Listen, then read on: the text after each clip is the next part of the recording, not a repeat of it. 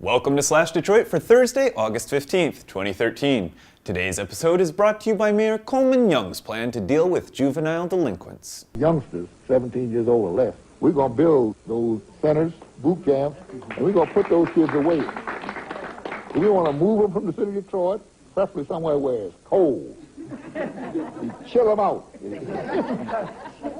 We want to teach them hard work, get them up early in the morning, teach them self-respect. Emergency Manager Kevyn Orr has apologized for the dumb, lazy, happy, and rich comment. People have interpreted the comment as everything from an attack on unions and retirees to Detroiters in general.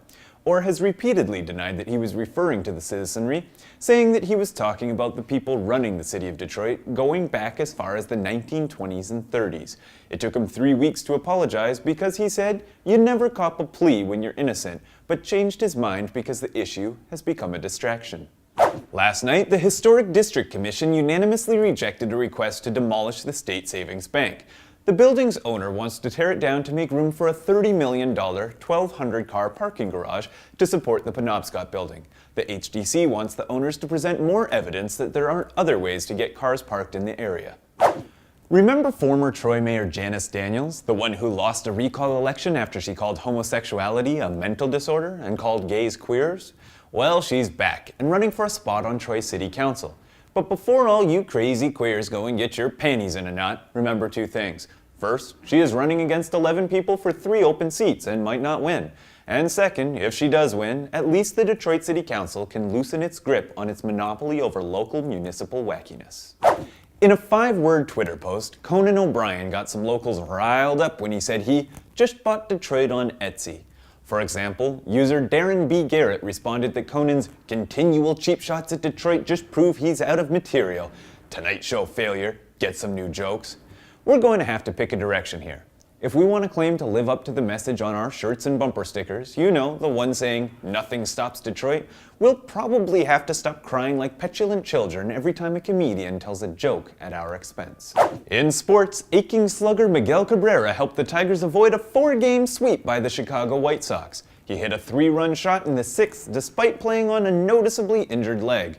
The Tigers won the game 6-4. And with that, here is the last batch of Hatch interviews for 2013.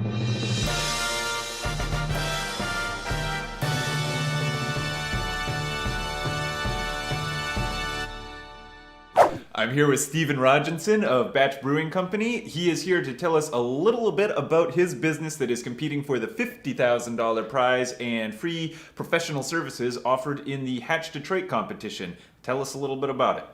Batch Brewery is going to be the first nano brewery in Detroit.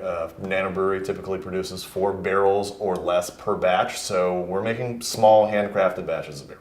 All right, and I want to know a little bit about some of your community outreach. We have 2 programs that I think speak to our desire to have some sort of substantive impact on the community.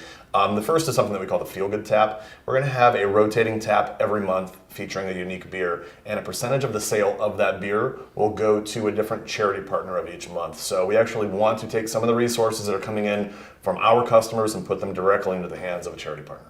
And the other one? The other portion is a program that we're calling a brewery incubator. The idea is to utilize our venue, our tap room, our equipment, our license to help other creative beer ideas come to life in the city. There are certainly breweries in Detroit that make good beer, but you know, I think, and a lot of people do, that the craft beer scene in Detroit is a little bit soft, that we could add a lot of small, quirky, interesting breweries. And if I can use my resources to help facilitate that, I mean, it's better for everyone. What are you taking a sip of, and what am I about to? This is a beer that we brewed for an event called the Ethereal Ale. It's a Belgian strong ale in the range of about 9.5% alcohol. And this is a beer that we call the Weeded Kolsch. It's our summertime sipper. It's definitely a quaffable beer. A quaffable beer. You can drink a few of them. If you would like to vote for quaffable beers, you can go once a day at both Facebook.com/HatchDetroit and HatchDetroit.com. You can vote twice a day until Sunday, and if this fine gentleman makes it out of the first round, then the voting will go beyond that. Cheers to you. Cheers.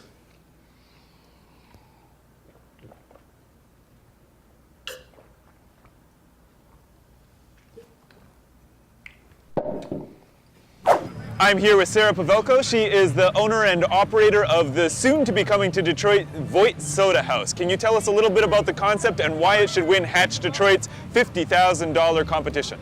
Absolutely. Voight Soda House is a modern kick on a classic favorite, and we will be featuring craft sodas and specialty cocktails made with homemade syrups from seasonal fruits and herbs, along with soup, salads, and sandwiches for lunch and dinner. We really need the Hatch funding in order to get our liquor license and do a build out. We're looking to open up either in Milwaukee Junction, just south of New Center, or in Capitol Park in downtown. And when are you looking to open this, whether you win, lose, or draw? Well, obviously it will be harder if we don't win Hatch, but we would like to be open in summer 2014, with sodas being a summer treat. The beginning of the summer is the best time to open. I see. And if you would like to vote for Voight Soda House, you can do it twice a day on Facebook.com/HatchDetroit or on HatchDetroit.com until Sunday. Should they make it into the Final Four, you can vote for them plenty of times more after that. Thank you. I'm here with Kurt and Callie of Spielhaus Toys. We're here to discuss why Detroiters should vote for them in the Hatch 2013 competition. Well, we're trying to bring a toy store to the city of Detroit, and what we want to be is a neighborhood specialty toy store, an independent toy store. And what that really means is we're not going to carry anything that you would, that Toys R Us or Walmart or Target would carry, because obviously we wouldn't be able to survive competing with them. So there's a whole segment of the toy industry that caters to specialty toy stores. And typically specialty toys are higher quality toys, educationally based. They encourage creative play, often made in America, and many times the manufacturers focus on eco-friendly manufacturing processes. What we really believe, just as many people believe that Detroit is a food desert and Detroiters lack healthy food options, we believe that Detroit is a toy desert and Detroit's children lack healthy toy options. So we're trying to solve that problem. There hasn't been a toy store in the city, I'd say in many years, and we're trying to bring a toy store back to the city for the children of Detroit.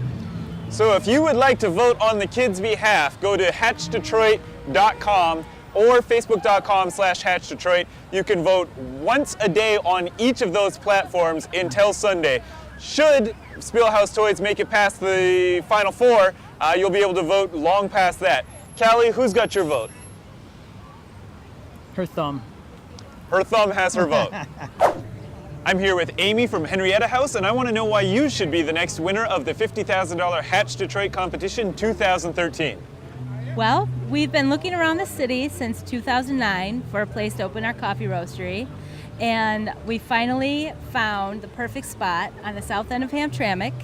We bought a building that's been a butcher shop for about 95 years. We're going to turn it into our coffee roastery and cafe, so we could definitely use the $50,000 to get the doors open. I want to know what it is about your coffee that's going to be different than the other coffee options that are in the Detroit region. Well, we roast our own beans.